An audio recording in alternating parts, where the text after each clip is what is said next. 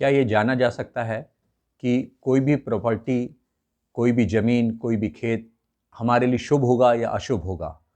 तो जी हाँ मित्रों, ये जाना जा सकता है क्योंकि इस यूनिवर्स में जो भी पदार्थ है, लिविंग ऑब्जेक्ट है या नॉन लिविंग है या ज़मीन है, घर है, सबसे एक तरंग निकलती है, एक वेव्स निकलती है जो उस घर में ये बता देती है, उस ज़मीन का ये बता देती है कि ये ज़मीन शुभ होगी या अशुभ होगी। तो क्या इसको जाना जा सकता है? जी हाँ, इसको ऑरा रीडिंग कहते हैं। किसी भी ज़मीन की, किसी भी फ्लैट की, किसी भी खेत की निकलने वाली जो मैग्नेटिक फील्ड है, उसको देखकर, उसको जानकर ये पता लगाया जा सकता है कि ज़मीन हमारे लिए कितनी शुभ होगी।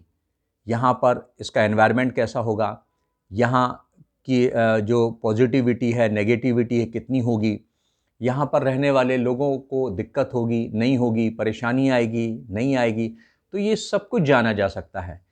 तो मेरा ये मानना है कि जब भी आप कोई ज़मीन खरीदने जाएँ, कोई फ्लैट खरीदने जाएँ, कोई खेत खरीदने जाएँ, तो सिर्फ़ वहाँ का लोकेशन मत देखें, सिर्फ़ रेट मत देखें, ये देखें कि उस ज़मीन से निकलने वाली जो ऑरा है, जो वेव्स है, वो पॉजिटिव है या नेगेटिव है, आपको ये भविष्य में फ़ायदा करेगी या नहीं करेगी, या ये मन के विचलन को बढ़ा देगी या ये नुकसान करेगी।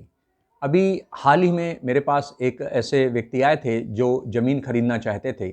जब मैंने उनकी ज़मीन से संबंधित जो भी फ़ोटोग्राफ्स हैं उनको देखा, समझा, तो पता चला कि वो ज़मीन नेगेटिव थी और यदि वो ज़मीन खरीदते हैं तो उनको नुकसान हो सकता है।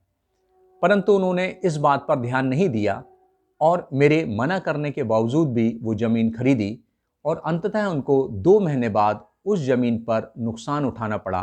पता चला कि वो ज़मीन डिस्प्यूटेड है, विवादित है।